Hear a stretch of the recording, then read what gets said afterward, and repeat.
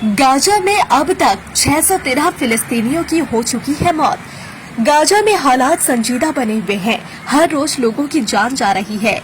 हैरान कर देने वाली बात तो यह है कि खाना लेने वाले लोगों पर भी इजरायली सैनिक फायरिंग करते हैं, जिसमें सैकड़ों लोगों की जान जा चुकी है। यूनाइटेड नेशंस ने बताया कि मई के आखिर से अब तक कम से कम 613 फिलिस्तीनी मारे जा चुके हैं, जो गाजा में मानवीय सहायता वितरण केंद्रों और राहत काफिलों के पास मारे गए थे। ये मौतें उस वक्त शुरू हुई जब इसराइल और अमेरिका समर्थित गाजा ह्यूमैनिटेरियन फाउंडेशन ने गाजा में काम करना शुरू किया। इससे पहले गाजा में 11 हफ्तों तक पूरी तरह से प्रतिबंध था, जिसमें खाना और दूसरी जरूरी सहायता पूरी तरह से बंद कर दी गई थी।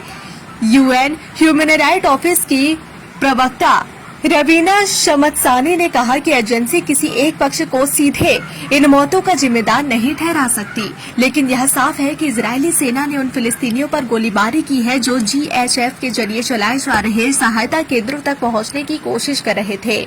ये आंकड़े 27 मई से 27 जून के बीच दर्ज किए गए हैं और शमदसानी ने चेतावनी दी है कि इसके बाद भी कई और घटनाएं हुई है। उन्होंने कहा कि ये आंकड़े यूनाइटेड नेशंस के मानवाधिकार कार्यालय की एक आंतरिक रिपोर्ट से लिए गए हैं। गाजा की हेल्थ मिनिस्ट्री ने मरने वालों की तादाद और भी बड़ी बताई है। उनके मुताबिक खाना लेने सेंटर्स पर जा रहे लोगों में मरने वालों की तादाद 650 से ज्यादा और 4000 से ज्यादा घायल हुए हैं। इजरायली सेना के जरिए अक्टूबर 2023 में शुरू किए गए मिलिट्री ऑपरेशन के बाद से गाजा में अब तक कुल 57,268 लोग मारे गए हैं और कम से कम 1,35,635 लोग घायल हुए हैं। इस गहराते संकट के बीच संयुक्त राष्ट्र की एजेंसी ने गाजा में भयानक भूखमरी की चेतावनी दी है।